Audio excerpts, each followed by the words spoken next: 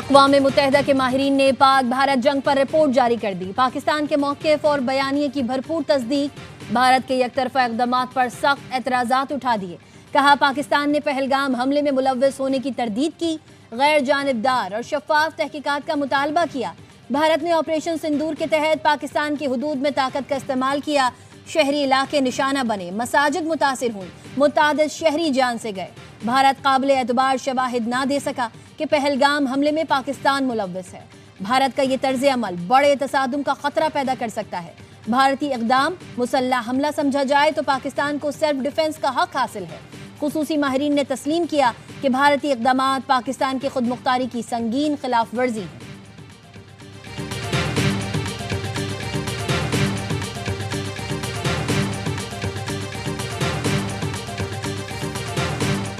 اقوام متحدہ کے خصوصی ماہرین نے سینتاس معاہدے کی یک طرفہ معطلی کو غیر قانونی قرار دے دیا۔ کہا ہیلڈ ان ابینس کی بھارتی اصطلاح مبہم ہے، کوئی فریق یک طرفہ طور پر سینتاس معاہدے کو معطل نہیں کر سکتا۔ پانی کے بہاؤ میں رکاوٹ یا اس کی دھمکی پاکستان میں بنیادی حقوق کو متاثر کرتی ہے۔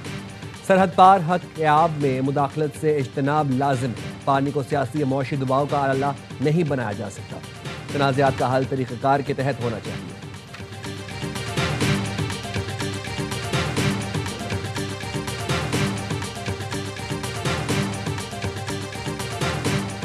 مودی سرکار کا راہ فرار، 60 دن کی مہلت کے باوجود بھارت کوئی جواب نہ دے سکا۔ جواب نہ آنے پر اقوام متحدہ کے خصوصی ماہرین نے رپورٹ جاری کر دی۔ خصوصی ماہرین نے سوال اٹھایا تھا، کیا بھارت کے پاس اپنے لگائے ہوئے الزامات کا کوئی ثبوت ہے؟ کیا بھارت طاقت کے غیر قانونی استعمال کی وجہ سے انسانی زندگیوں کے نقصان کا ازالہ کرے گا؟ اس پر معافی مانگے گا؟ کیا بھارت سینتاس معاہدے کی ذمہ داریاں ادا کرے گا؟ پاکستان کے قانونی حقوق اور بنیادی انسانی حقوق کی پاسداری کرے گا؟ کیا بھارت سینتاس معاہدے کی ڈسپیوٹ ریزولوشن کی شقوں کی پاسداری کا ارادہ رکھتا ہے؟ یہ بھی بتایا جائے کہ جموں و کشمیر کے تنازع کے پرامن حل اور کشمیریوں کو حق خود ارادیت دینے کے لیے بھارت کیا اقدامات اٹھانے کا ارادہ رکھتا ہے۔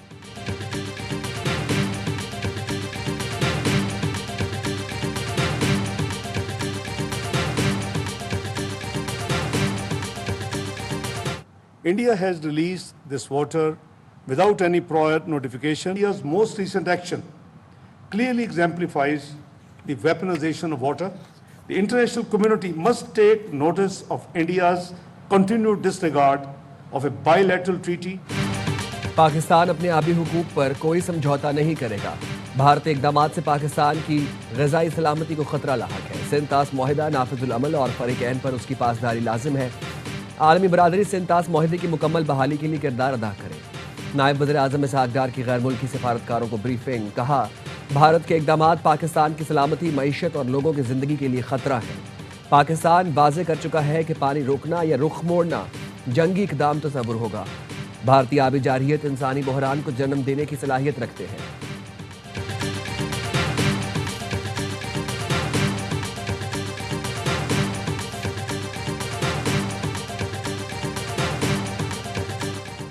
اقوام متحدہ کے خصوصی ماہرین کی رپورٹ بھارت کے لیے دھچکا ہے۔ نون لیگ کے رہنما خرم دستگیر کہتے ہیں رپورٹ میں بھارت کو جوہری قرار دیا گیا، مقبوضہ کشمیر کا مسئلہ بھی اٹھایا گیا ہے۔ پیپلز پارٹی کی رہنما شیری رحمان کہتی ہیں یو این رپورٹ پاکستان کی بڑی سفارتی کامیابی اور بھارت کی شکست ہے۔ ایم کیو ایم پاکستان کے رہنما سینیٹر فیصل سبزواری نے کہا آبی دہشت گردی کو دنیا دہشت گردی تسلیم کرے، بھارت کو سزا دی جائے، فیٹر بلیک لسٹ میں ڈالا جائے۔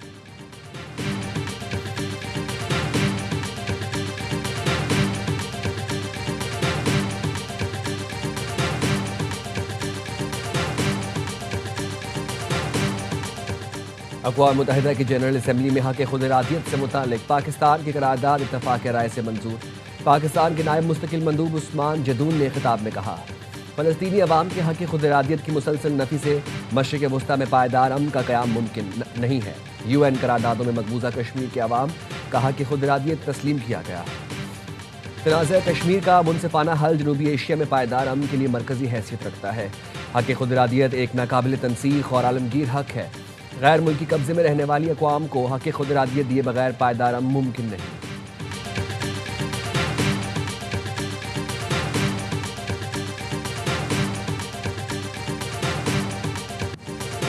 بنگلہ دیش میں بھارت کی دہشت گردی بے نقاب، طلبہ تحریک کا ترجمان ڈرا کے ایجنٹس کے ہاتھوں جام شہادت نوش کر گیا، ملک گیر مظاہرے پھوٹ پڑے، مظاہرین نے شیخ مجیب کے آبائی گھر، عوامی لیگ اور بھارت نواز اخبار کے دفاتر کو آگ لگا دی۔ حکومت نے کل یوم سوگ کا اعلان کر دیا۔ ڈاکٹر یونس نے شریف عثمان ہادی کی شہادت کو قوم کے لیے ناقابل تلافی نقصان قرار دیا۔ وزارت خارجہ نے بھارت سے قاتلوں کی حوالگی کا مطالبہ کر دیا۔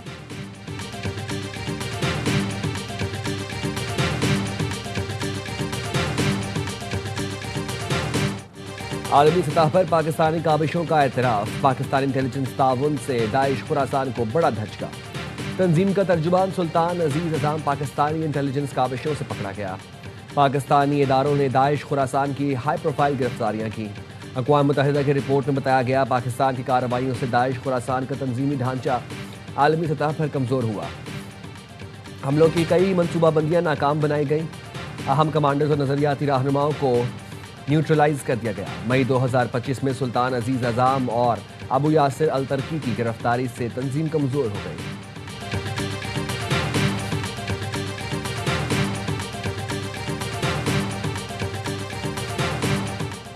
9 مئی کلب چوک حملہ کیس کا فیصلہ آج سنایا جائے گا۔ ڈاکٹر یاسمین راشد، شاہ محمود قریشی، عمر سرفراز چیمہ، اعجاز چودھری اور میاں محمود الرشید کے بیانات قلم بند۔ ملزمان پر کلب چوک GOR گیٹ کے سیکیورٹی کیمرے توڑنے کا الزام ہے۔ مقدمے میں سرکاری املاک کو نقصان اور پولیس اہلکاروں پر حملے کی دفعات بھی شامل ہیں۔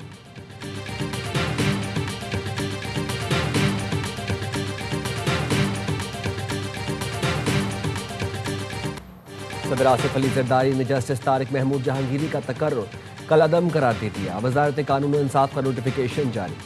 اسلام آباد ہائی کورٹ نے جعلی ڈگری کیس میں جسٹس طارق محمود جہانگیری کو ڈی نوٹیفائی کرنے کا حکم دیا تھا۔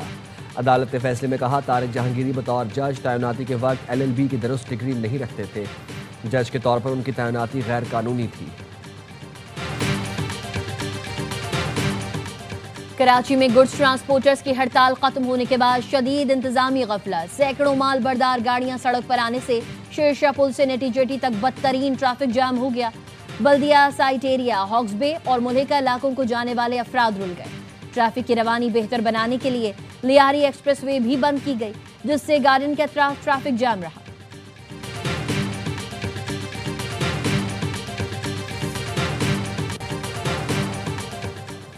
پاکستانی ٹیم ایشیائی چیمپئن بننے سے 2 قدم دور۔ انڈر 19 ایشیا کپ کے سیمی فائنل میں پاکستانی ٹیم بنگلہ دیش کے مد مقابل دبئی میں بارش کے باعث ٹاس تاخیر کا شکار۔ HPL PSL 11 کے لیے غیر ملکی کھلاڑیوں کی رجسٹریشن کا آغاز ہو گیا۔ انٹرنیشنل کھلاڑی 20 جنوری تک رجسٹریشن کروا سکیں گے۔ 2 نئی ٹیموں کی نیلامی 8 جنوری کو اسلام آباد میں ہوگی۔ 2 نئی فرنچائزز کے اضافے سے PSL ٹیموں کی تعداد 8 ہو جائے گی۔ مزید ٹیموں اور میچز سے کھلاڑیوں کے لیے زیادہ مواقع پیدا ہوں گے۔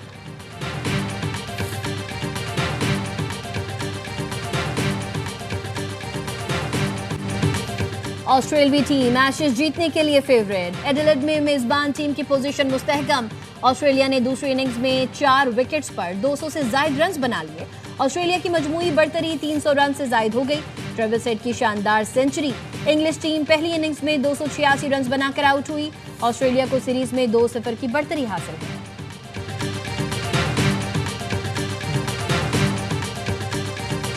اور دنیا بھر کی طرح نیو یارک میں بھی نئے سال کے استقبال کی تیاریاں۔ 2026 کے ہندسے ٹائمز اسکوائر پہنچا دیے گئے۔ ہندسے میں کل 589 LED بلب لگائے گئے ہیں۔